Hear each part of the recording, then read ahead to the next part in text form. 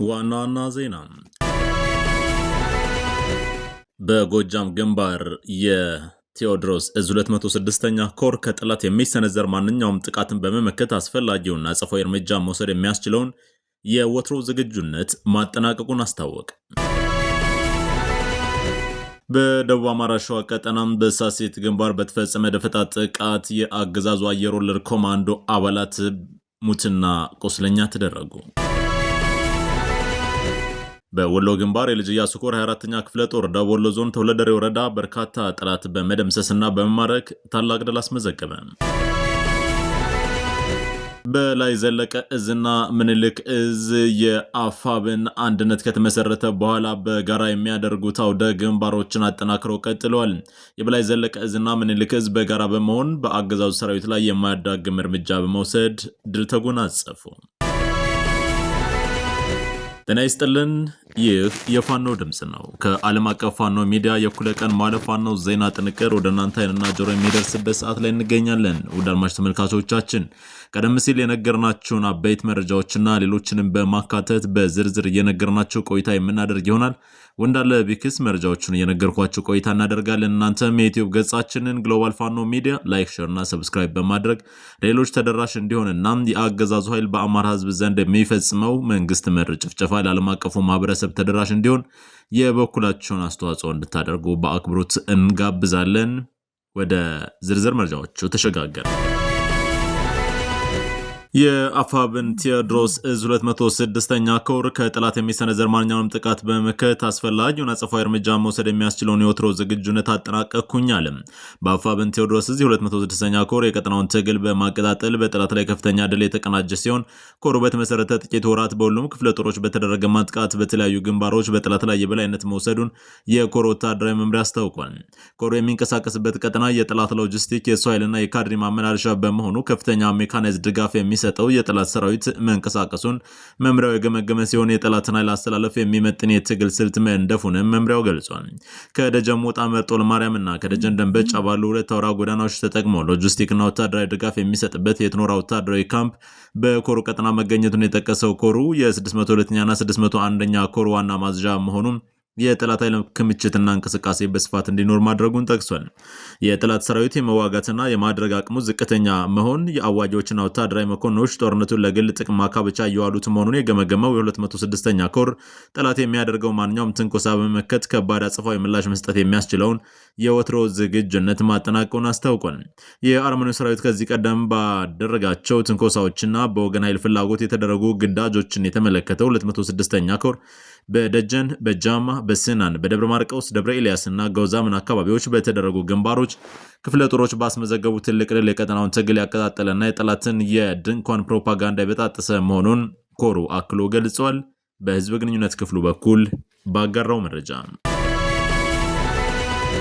ወደ ሸዋ እናቀናለን። በደቡብ አማራ ሸዋ ቀጠና በሳሴት ግንባር በተፈጸመ ደፈጣ ጥቃት ከ19 በላይ አገዛዙ አየር ወለድ ኮማንዶ አባላት ሲገደሉ በርካቶች መቁሰላቸው ታወቀ። ፋኖ ስቦ መምታት የጦር ስልት በተጠቀመበት በዚህ ሽምቅ ጥቃት የአገዛዙ ኃይል በፋኖ ቀለበት ውስጥ ገብቶ የቦምብና ስናይፐር ሲሳይ ሆነው መቅረቱን ለማረጋገጥ ተችሏል። በደፈጣ ጥቃቱ ከተገደሉት መካከል የጠላት ኃይል እጅግ የሚኮራባቸውና የሚመካባቸው የኮማንዶ ኃይል መስመራዊ አዋጆች እንደሚገኙበትም ተጠቁሟል። በተያያዘ በዚሁ ሸዋ ቀጠና ከዘመሮ ወደ ክምር ድንጋይ ሲንቀሳቀስ በነበሩ አገዛዙ ወታደሮች ላይ በተወሰደ እርምጃ በርካቶች ሲገደሉ መንገድ መሪ የነበሩ 3 የሚኒሻ አባላት ደግሞ እጅ ከፍንጅ ተይዘዋል። በሌላኛው የሸዋው ቀጠና የሸዋ ጠቅላይ ግዛት እዝ አፋብን በርካታ ድል እየተቀዳጀ መገስገሱ ነው የተሰማው። በዚህም የሸዋ ጠቅላይ ግዛት እዝ አጼ አምደ ጽዮን ኮር እያደረገ ባለው ተከታታይ ውጊያዎች በአገዛዙ ወታደሮች ላይ ከፍተኛ ድል ተቀዳጅቷል። በዛሬው ዕለት ጥር 20 ቀን 2018 ጠላት ያለ የሌላ አየር ወለድ ሰራዊቱን ከሰላ ድንጋይ ከተማና ከጣር ማበር ወረዳ በማሰባሰብ የወገን ኃይል የማፈን ምናባዊ ዓላማን ግብ ወደ ሳሲትና አይሶፍ የቀጠናዎች በማቅናት ላይ ያለ መረጃው ቀድሞ የደረሰው የአፋብን ሸዋ ጠቅላይ ግዛት እዝ አጼ አምደ ጽዮን ኮር አካል የሆነው ራምቦ ክፍለ ጦር ልዩ ስሙ ጃና ሚካኤል መገንጠያ ላይ የጣለው ደፈጣ ጥቃት ከ19 በላይ የሚሆኑት የብልጽግናው ሰራዊት እስከ ወዲያኛው ሲሸኙ በርካቶች ቁስለኛ ማድረግ ከፍተኛ ኪሳራ ሲደርስበት በደፈጣ ጥቃት የተጀመረው ወደ ጨበጣ ውጊያ ተቀይሮ አድማሱን በማስፋት ክፍለ ጦሩ ታላቅ ድል ተጎናጽፏል።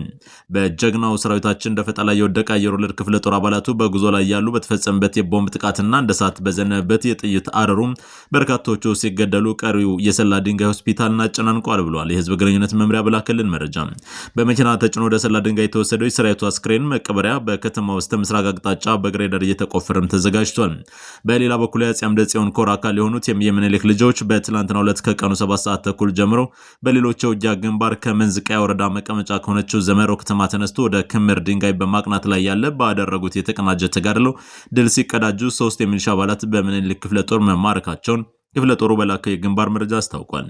በምኒልክ ክፍለ ጦር የተማረኩ የባንዳ አባላት ዝርዝር በቅርቡ የሚሊሻ አባል የሆነው አቶ ላይችል ከፈለኝ፣ አቶ ቃኘው ደምሴ 02 ቀበሌ ሊቀመንበርና በቅርቡ የሚሊሻ አባል የሆነው አቶ መክበብ ገብረ ይገኙበታል። ይህ በእንዲህ እንዳለ ሌላኛው የአፄ አምደ ጽዮን ኮር አካል የሆነው የራስ አበበ አረጋይ ክፍለ ጦር በተደጋጋሚ ወንጀል ሲፈልጋቸው የነበሩ የእስያ ደብረ ነዋይ ወረዳ የአገዛዙ ቀኝ እጅ የሆኑት የሚሊሻ አባላት በልዩ ወታደራዊ ኦፕሬሽን በቁጥጥር ስር አውሎ ምርመራ መጀመሩንም ክፍለ ጦሩ ገልጿል።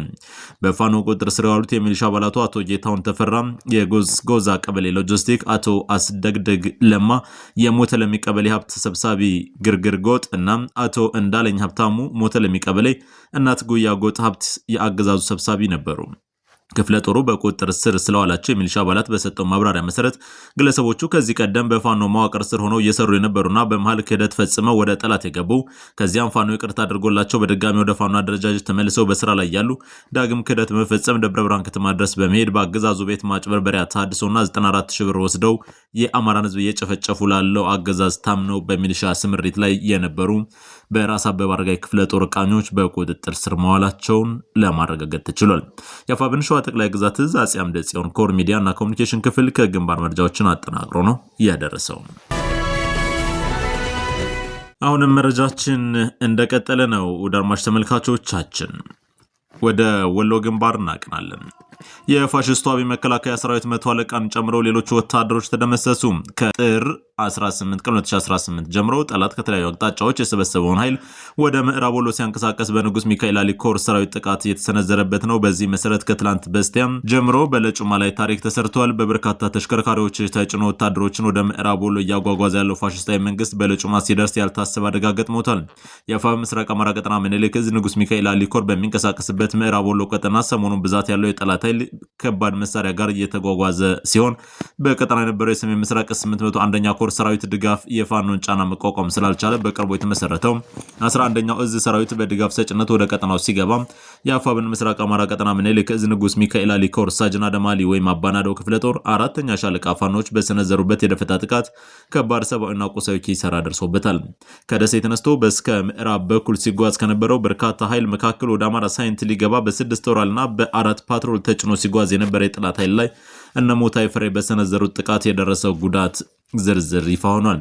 5 የተደመሰሰ መከላከያ መስመራዊ ወታደሮችና 100 አለቃ እንዲሁም 3 አርማ ብተና በድምሩ 9 የጠላት ኃይል እስከ ወዲያኛው ሲሸኝ 7 መከላከያና 9 አርማ ብተና በድምሩ 16 ጠላት ቁስለኛ ተደርጓል።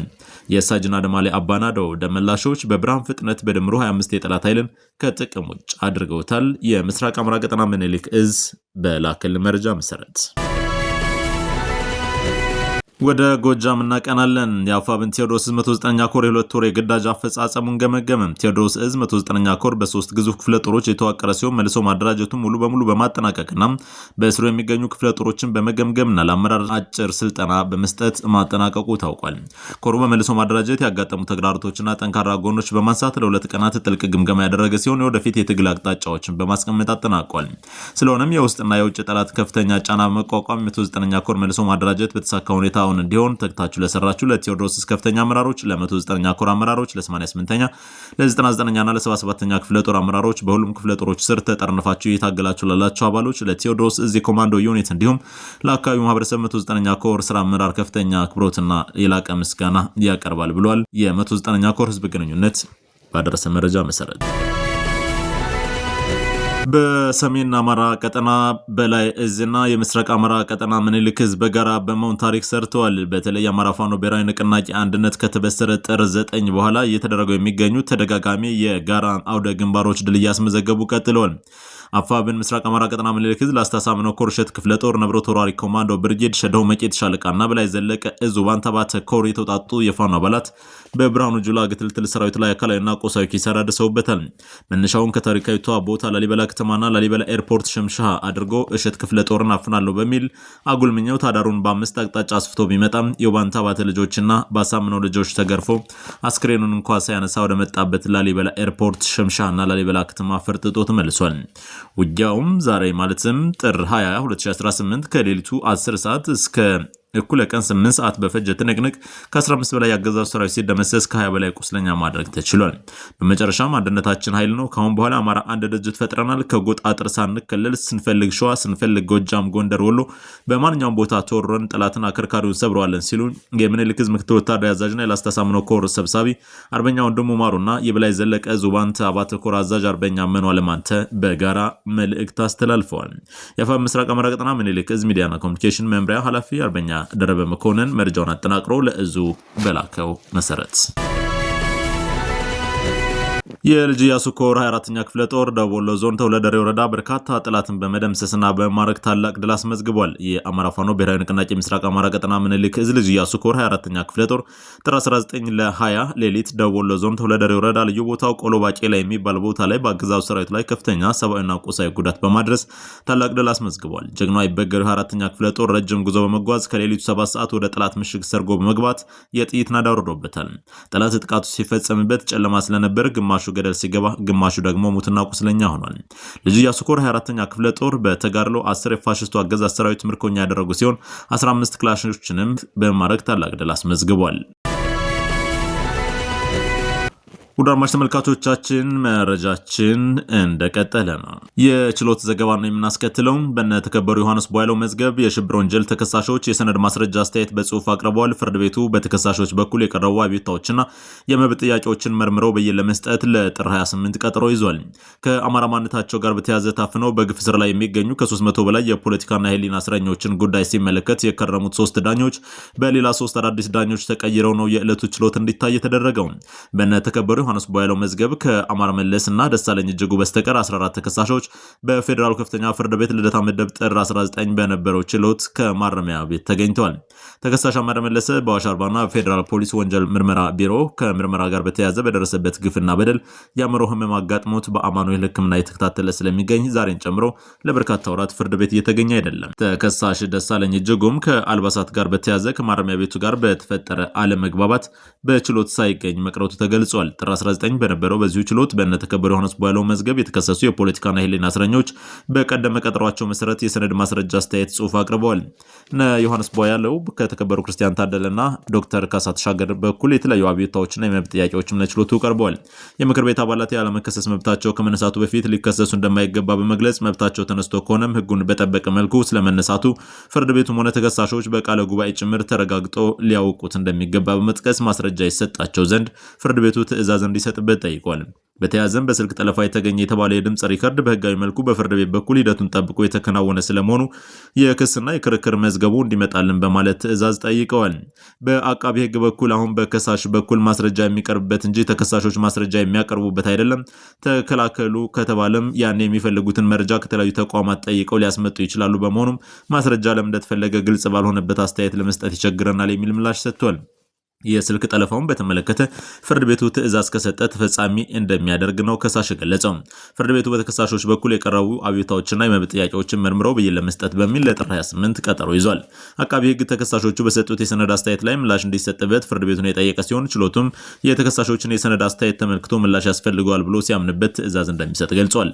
ተከሳሽ አማረ መለሰን በተመለከተም ወደ ጳውሎስ ሆስፒታል ተወስዶ እንዲታከም ለቀረበው አቤቱታ መጀመሪያ ተቋሙ በተሻለ ህክምና ተቋም እንዲያሳክመውና ማሳከሙንም ሪፖርት እንዲያደርግ ያለው ፍርድ ቤቱ አቤቱታውን ከዛ በኋላ የምናየው ይሆናል ሲል ገልጧል። በመጨረሻም ፍርድ ቤቱ በተከሳሾች በኩል ያቀረቡ አቤቱታዎችና የሰነድ አስተያየቶችን መርምሮ ብይን ለመስጠት በሚል ለጥር 28 2018 ተለዋጭ ቀጠሮ መያዙ ታውቋል። በተመሳሳይ በዕለቱ ፍርድ ቤት ከቀረቡ የሽብር ተከሳሾች መካከል ንብረት ህብስት አንዱ ነበር። አቃቢ ህግ በንብረት ላይ ያቀረበውን ክስ አሻሽሎ እንዲያቀርብ በሚል ትዕዛዝ የተሰጠ ቢሆንም አሻሻልኩት ያለው ክስ ገና አልተሻሻለም ከመባሉ ጋር ተያይዞ ፍርድ ቤቱ መርምሮ ብይን ለመስጠት ለጥር 21 ተለዋጭ ቀጠሮ ሰጥቷል። ውድ አድማጭ ተመልካቾች ዛሬ መረጃዎቻችንን ከማብቃታችን በፊት የአማራ ፋኖ ብሔራዊ ንቅናቄ ምስረታን በተመለከተ የአማራ ማህበራት ግብረ ኃይል በዩኬ የእንኳን ደስ ያላችሁ መግለጫ ይዞ ወጥቷል። የአማራ ማህበራት ግብረ ኃይል በዩኬ የጠላትን ውስብስብ ሴራና የሰርጎ ገቦችን ረጃጅም እጆች ቆርጣችሁ በመራር መስዋዕትነት ላመጣችሁት አንድነት ትልቅ አክብሮትና ምስጋና እያቀረበ ግብረ ኃይሉ ከአማራ ፋኖ ብሔራዊ ንቅናቄ ጋር በቅንጅት ለመስራት ያለውን ቁርጠኝነት ያረጋግጣል ብሏል። አሁን የእናንተ ድርጅታዊ ድርሻ ተወጥታችኋል፣ ፈረሱም ያው ሜዳውም ያው ባላችሁት መሰረት ግብረ ኃይላችን የሚከተሉትን ጥሪ ያቀርባል ብሏል። አንደኛ፣ በእንግሊዝ ሀገር ለምትኖሩ የአማራ ተወላጆች በሙሉ በዩኬ ያላችሁ አማራዎች፣ እኛ በዩኬ የምንገኝ አማራ ማህበራት የወንድሞቻችንን ፈለግ በመከተል በጋራ እየሰራን በመሆኑና ጊዜው ዳር ቆሞ መመልከትን የማይፈልግ በመሆኑ በየአካባቢው ያሉ የአማራ ማህበራትን በመቀላቀል ለህልውና ትግሉ ተገቢውን ድጋፍ እንድታደርግ ጥሪ እናቀርባለን። ሁለተኛ፣ በአውሮፓ ለምትገኙ የአማራ ማህበራት በሙሉ እንደ ግብረ ኃይል ከአውሮፓ ካሉ የአማራ ማህበራት ጋር በጋራ ለመስራት ዝግጁ መሆናችንን እየገለጽን በዚሁም በጋራ የእንስራ ጥሪ ያቀርባል። ሶስተኛ፣ በዓለም ዙሪያ ላላቸው የአማራ ማህበራት በዩኬ የምንገኝ ማህበራት በዓለም አቀፍ የአማራ ማህበራት ህብረት ስር ሆነን እየሰራን በመሆኑ ሁሉም ማህበራቱ ወጥ የሆነ የተቋማዊ አሰራር ስርዓት እንዲዘረጋና መላው ህዝባችንን በማስተባበር የህልውና ትግሉ የጀርባ አጥንት በመሆን ይህንን ታሪካዊ ፈታኝ ጊዜ በጋራ እንድንሻገር ጥሪ እናቀርባለን ብሏል። በመጨረሻም ድርጅታችን የአማራ ፋኖ ብሔራዊ ንቅናቄ አፋብን የአማራን ህዝብ መጻኢ ዕድል የሚወስን እንደመሆኑ የጠላት አይኖች ሁሉ የሚያርፉበት ከቻሉም በረጃጅም የጠላት እጆች ካልቻሉም በውሸት ፕሮፓጋንዳ በማደናገር ትኩረቱን ለማሳጣት የሚደረግ እንቅስቃሴ እንደሚኖር ተረድተን ለድርጅታችን አፋብንና አመራሮቹ ተገቢ ድጋፍ እንዲደረግ እንጠይቃለን ብሏል። ድል ለአማራ ህዝብ፣ ድል ለፋኖ። የአማራ ማህበራት ግብረ ኃይል በዩኬ። ውድ አድማጭ ተመልካቾች ከግሎባል ፋኖ ሚዲያ ጋር አብራችሁን ቆይታ በማድረግ ዝርዝር እውነቶችን ስላደመጣችሁ እጅግ አድርጌ አመሰግናለሁ። እኔ መረጃዎቹን እየመራው የቆየሁት ወንዳለ ቢክስ ነኝ። ውድ አድማጭ ተመልካቾች የዩቲዩብ ቻናላችንን ላይክ፣ ሼር እና ሰብስክራይብ በማድረግ እንድትወዳጁን በአክብሮት እንጋብዛለን። የዕለቱ መረጃዎች በዚሁ ተጠናቀዋል። ከእኔ ጋር ዳግም በነገ የመረጃ ሰዓት የምንገናኝ ነው የሚሆነው። እስከዚያው ድረስ ግን በያላችሁበት በቸር ቆዩን።